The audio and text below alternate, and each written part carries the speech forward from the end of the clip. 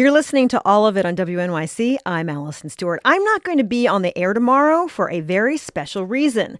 My son is heading off to college for the very first time. And I know I'm not the only parent out there who is preparing to send their kid to college in the next couple of weeks. I could use some help, and I bet you could too. So we've called in an expert, Lisa Heffernan, an author and the co-founder of Grown and Flown, a site to help guide parents as their kids transition into adulthood. She's also the author of the book Grown and Flown, How to Support Your Teen, Stay Close as a Family, and Raise Independent Adults. Lisa, thank you for joining us. Thank you for inviting me. Listeners, we want to hear from you. What advice do you have for parents who are about to send their kids off to college for the first time? Or if you're about to send your own kid to school, what questions or concerns do you have? Our phone lines are open. 212-433-9692, 212-433-WNYC. What surprised you the most when your kids went off to college? Just how difficult it was. Sorry. Allison and I are looking at each other. I'm thinking, do I dare say this? Yeah, I dropped one of my kids off and had to pull over on the highway. Oh, no. Yeah, it wasn't safe to drive. I was crying so hard.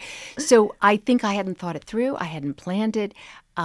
It had happened very suddenly and quickly that he was like, gotta go, Mom, bye. And I think thinking it through might have helped a little bit, but we missed them. And it surprised me how much. What piece of advice would you say to someone before sending your first child to college that really stuck with you? Think through how you want that day to go. Think through the things you want to say. I literally had a child say, bye, Mom, and run off. And I thought, but I didn't say anything important. I didn't tell you how you're going to remember this day. So just think through the important things that you want to leave your child with, knowing that all the work you've done for the last 18 years, you're not going to do any parenting work that day.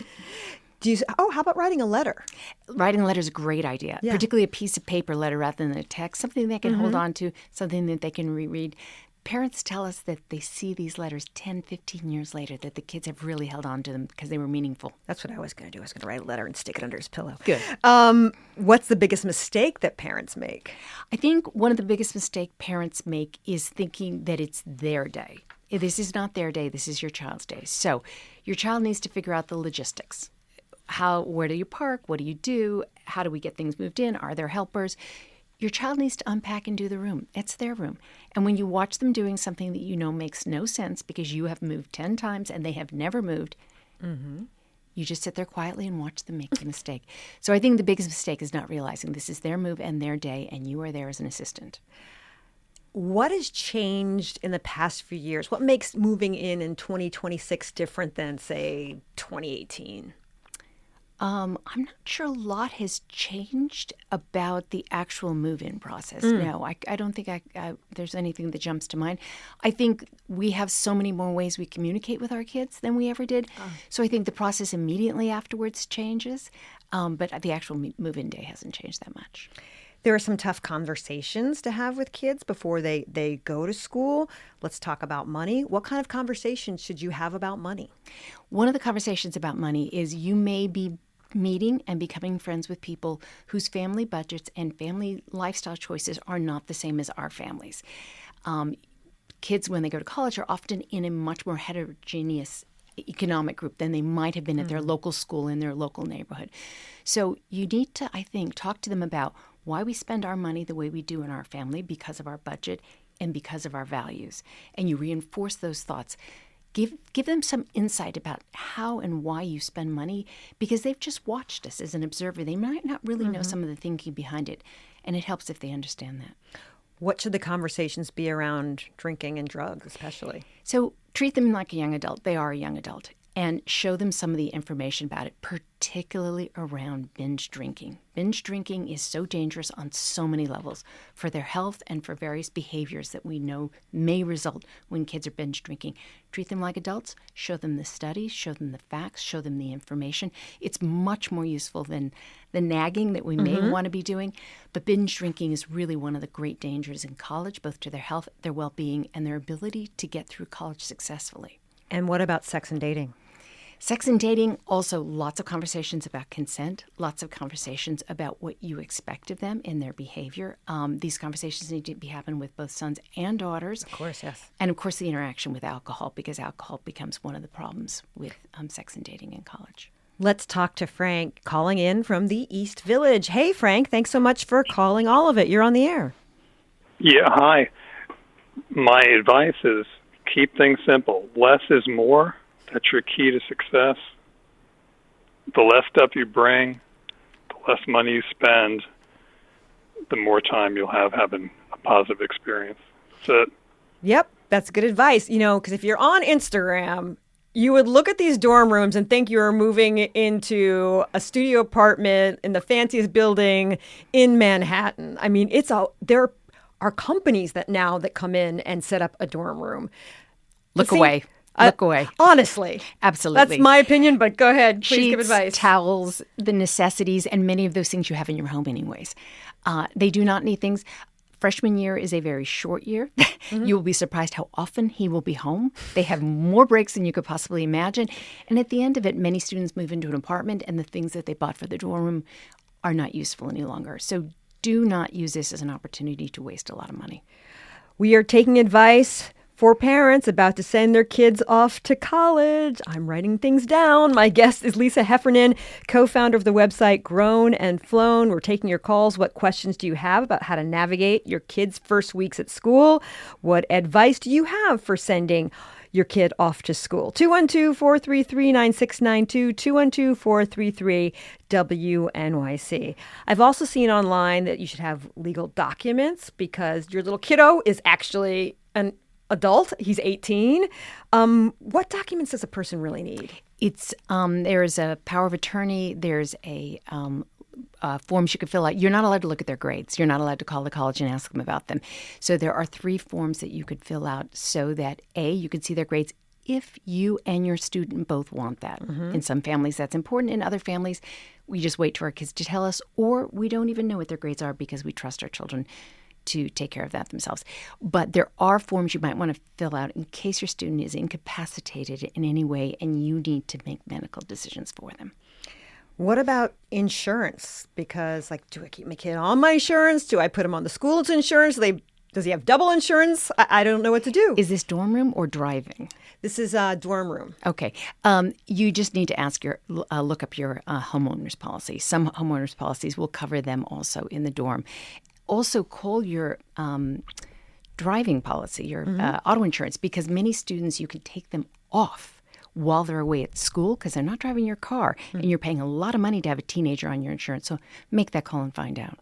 This text says, my soon-to-be college student met her future roommate, and it sounds like the two of them don't vibe, particularly politically. Any advice? How should a parent help prepare my child for what could be a future conflict? They're going to have employees, they're going to have coworkers, they're going to have people all through their life that they don't vibe with. This is one of the important milestones in becoming an adult. So that's not necessarily a bad thing. They're going to need to go further afield to find their friends. They're going to need to maybe make more efforts, join things, and find the people that they do vibe with. But that's not necessarily a bad experience. It's a learning experience.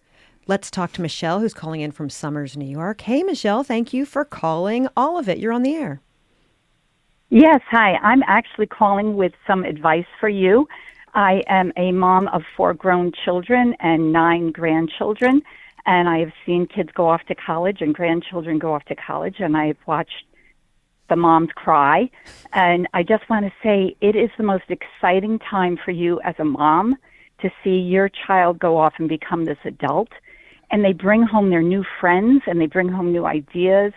It's exciting, and I just say, I know you miss them, but you're not going to believe what a great time it is. Oh, thanks, Michelle. We really appreciate you calling in. Can I, if my kid gets a class, can I ask for his syllabus? Because I might want to read along, or no? You can ask. He's going to school. It's such a cool time. I'd like to read these books too, but I don't know if you'll like that. It's not a bad idea because it gives you something great to talk about with them. Let's talk to Andrew in Westchester. Hey, Andrew, thanks for calling all of it. Hi, Allison. Thanks for taking my call. I just dropped my girl off last week, and I just want to know, is it okay for me to obsessively check her location on my phone? That's funny. What do you think? Yes, I think it is. I think it keeps us feeling like we're in touch. At some point, it impacts our mental health and our anxiety. So at the point at which it's actually causing you stress, stop doing it. Walk away. But I know it creates that feeling of connection with them. And as long as you're not stalking them and saying, texting them, what in the world are you doing there? I think it's okay. I had the funniest conversation with my son because I said, okay, so maybe we'll talk on Sunday nights and that'll be the night that we can catch up. And he's like, I can call you anytime I want. And I was like, oh, yeah, we had to stand in the hallway for the payphone to call your parents. Their phones are in their pockets. Yes. And I'm wondering, what is your take on communication with your child? Should it be every day? Should you... He looked at me like I had three heads. Yes. I said that. They've often texted you before you get to the parking lot. So let's be honest. And every time they don't know how to do something, and every time they think of something, and every time they want to tell you something. Yeah. And this is not a bad thing.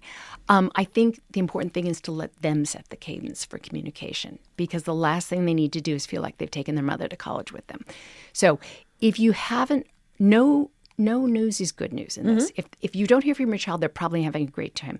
The one caveat to that is you know your kid really well. Their roommate does not know them.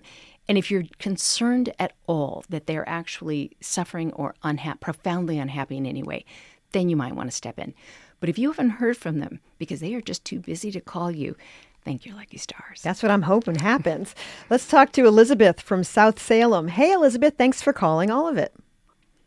Hi, happy to be here. I just had some advice for parents. I'm the mother of a recent graduate, and one of the things that came up as soon as he turned 18 and was having some health issues, the HIPAA violation, or the threat of HIPAA violations prevented some caregivers and people at the university from contacting us as parents. And I just wanted to advise parents to make sure that all those forms are filled out before their kids go off to school. That's good advice. Thanks, Elizabeth. Yeah, a lot of parents have used them. It's insurance. You fill out the forms, you sign them. They've got to be notarized also. So you need to do this before they leave for college, and you can't do it until they turn 18. So you may have a 17-year-old going to college. Some parents do, but they're forms that you hope you never use, but you're glad you have them when you need them. Let's talk about move-in day. What should I bring? Bring snacks and cold water. It's going to be hot, sticky, and dirty. Important things to think about are that room is going to be crowded. There may be 2 teenagers. There may be 4 adults. There may be younger brothers and sisters and grandparents. Oh, boy. So think about the packing and unpacking before you get there. Have your child think about the logistics of moving in. Let me tell you a 1-second story. My son and I got to campus. He had to get there a week early for some sports things. We unloaded his suitcases, realized he didn't have the keys, realized the keys were on the other side of campus. 95 degrees. We load the car back up again. We drive across campus. We come back again. We unload the car. It's their job to figure out the logistics and find out what's available and where the keys are and how it's all going to work. So just have your child think ahead a little bit. Don't wear nice clothes. You're going to get hot and dirty. And bring a doorstop. Doorstop. Bring a doorstop. Most dorm rooms have fire doors, and they're heavy and they swing shut. You want to prop that door open because you're going in and out and in and out and in and out. And some of the other kids may look in, and your student will begin to meet some of their hallmates. This advice says, my advice is to talk very seriously to your child about pledging a fraternity or sorority and the warning signs they should look out for in terms of hazing. Yeah. If that's part of their plans, some schools it happens very early, some schools it doesn't happen until sophomore year. It is important to talk about those things, yes. We're talking and taking advice for parents who are about to send their kids off to college. My guest is Lisa Heffernan, co-founder of the website Grown and Flown. We're taking your calls. What questions do you have about how to navigate your kids' first weeks at school? What advice do you have for parents sending their first kid to school? Our number is 212-433-9692, 212-433-WNYC. Let's talk to Stephen in Manhattan. Hey, Stephen, thanks for calling in. Hi. I remember when I was dropped off at school or sent away to school, many, many years ago. I was going to be a freshman, and one of the last things my mom said just before I left the house was, do not run up my phone bill with long-distance charges.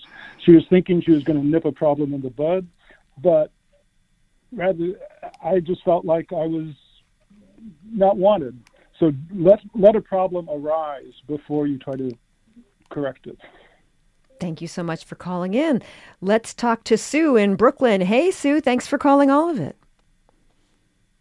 For taking my call. This is for the man who called in and asked whether he should be geolocating his daughter. And I'm guessing he's older because he's got a daughter who's going to college. So maybe when he was in college, his parents didn't have smartphones and they weren't tracking him. And I'm older, and that was the case for me. And I think it would be nice to just remember that they don't particularly want to be geo-tracked by their parents. You know, kind of let them go, let them be. I think they'll be okay for the most part. And then you won't be so anxious looking all the time where they are. So that's all. Just, you know. That's an interesting point. Yeah, that's an interesting point of view. You sort of like saying to you earlier, you have to worry about it becoming, quote, stalking. Yes. That was the big issue. Where it absorbs you. A lot of kids might be more homesick than they're willing to admit. Yes. What are your suggestions if your kids are suddenly calling you and saying they're having a hard time? Yeah. Most kids are homesick. So start by telling them that. UCLA has been studying freshmen for the last 50 years. They survey every year. The majority of freshmen get homesick. Your student will believe that they are the only one who's getting homesick. Mm-hmm. Maybe if they talk to some of their high school friends, they will find that that's not the case. So a couple of things. Quickly get involved in things. Even if you have a peripheral interest, get involved in groups, activities, clubs, whatever it takes. Second thing, very important. This is sort of a window of opportunity the first couple of weeks of freshman year. You can talk to anyone and not seem awkward or strange because everybody's doing it. There was an article in the New York Times by a dean at Harvard and Yale saying it's like being on a cruise ship. It's not so strange the first couple of days you're on a cruise ship just to talk to perfect strangers. Remind your student to take advantage of that. Also, tell them to get out of their dorm room. One of the reasons they're homesick is that the place feels unfamiliar. Mm-hmm. They need to walk around campus and become familiar. As long as a place feels foreign and different and slightly uncomfortable, they will have that homesickness feeling. So one of them is actually just get comfortable with the physical settings. Tell them they can call you anytime they want. Sometimes just dumping their sickness on you is enough, and that's all they need to do. And finally, if you can, and if they have been in this situation before, let's say they changed to a high school that was very new and new people, or you moved towns or you moved cities, remind them how they got through that transition. And they did well at that transition, and they thrived after that transition, and they will thrive in this one as well. Let's talk to Martin. He's calling in from the Bronx. Hi, Martin. Thank you so much for calling all of it. Absolutely, Allison. We've spoken a number of times. I listen every day. Nice. So I'm a senior now. I'm 72. I went to college 50 years ago. It was the first time I was ever away from home. It was like 800 miles away in the Midwest.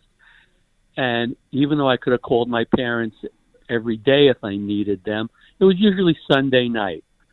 But what I remember being so nice, my mom would write me 2 or 3 times a week in a letter, or send me a package if you get a package of cookies, or arrange to have your child have a pizza for his dorm friends. You know, getting something in the mail is exciting. It keeps you close to home feeling. It's just wonderful. So send a letter, send a package to your child. Let him buy something for his dorm friends, pizza. Thanks so much. Let's talk to Tracy in Ridgewood, New Jersey. Hey, Tracy. Hi, how are you? Doing okay. So I think the best advice I have 2 girls that both went through college. One is actually in law school right now, and I still do it, is I always leave a letter that I've written before in their dorm room somewhere where eventually they'll find it. Like my one daughter was packing up, and I just left it in her box of medication. So I knew she would get it the next morning when she went to, and it's just, they have it and they reread it, and my daughter actually framed it and put it on her windowsill, which is so nice. That's so nice. But it's just, they have it and they go back and they reference it when they're feeling lonely. It just gives them a little piece of home. Thank you so much. We do want to mention academics. That's the reason that they're there. What is the best way for parents to approach academics with their kids? Well, you do need to assume that they have this, that they've been admitted to the college because they are capable of doing the work. it's important that they feel they can come to you when they hit stumbles, and you remind them of the resources that the college has available. There are far more resources than may have been available at their high school, and they may not have been used to seeking them out. So your student may have done really, really well in high school and then start to have a little stumble at the beginning of freshman year. Remind them of all those resources, the learning centers, the writing centers, the tutors, the graduate students, all the things that they might not have had in high school that they can seek out now in college. Let's talk about me for a minute. Those first few days after dropping off your kids, what should I do? I'm an empty nester. Yeah, a lot of people try and put something special in those days. So either a special stop on the way home if you're driving, a weekend away if you can, if that fits your budget or fits your schedule. Remind yourself it's okay to feel really, really sad. It's okay. It means that something went right. Also remind yourself that you have been a success. You took on the hardest job on earth. That is being a parent. And you were successful at it. You've launched a child, whether your child's going to college or your child's going to work or your child's going to the military, your child is taking that next step into adulthood. So remind yourself that you have been a success and feel good about yourself. And we had a writer who recently wrote this quote, and I just want to leave it with you. Your teen will not soar as long as you're holding the strings. And I thought if we just remind ourselves of that, we can do some of our best parenting. Have we forgotten anything that you think is important? Parenting never ends. You may think the drop-off is the end. It is not. It is a milestone on the journey. Let's talk to Tricia before we end the show. Hey, Tricia, you got about 45 seconds. Okay, quickly. Hi there. I watched a friend who was a mother of 4 with her third child literally just fall apart, sending her third son off to college. Terrified me. I still had about a year and a half to go before my first child went off to college. So I prepared myself because I did not want to fall apart like that. So I really started kind of taking inventory. I was always, social and involved, but made sure I carved out time for me and that the focus wasn't just solely on my son and my other kids, so that when the time came, I knew that I had other stuff going on to occupy my time and to make me feel good. So still really hard to drop off your kids to college, but I think it really helped me to prepare myself. Thank you so much for calling in. The website is Grown and Flown. I signed up for it. Lisa Heffernan has been my guest. Thank you for coming to the studio. Thank you so much, Allison, for having me.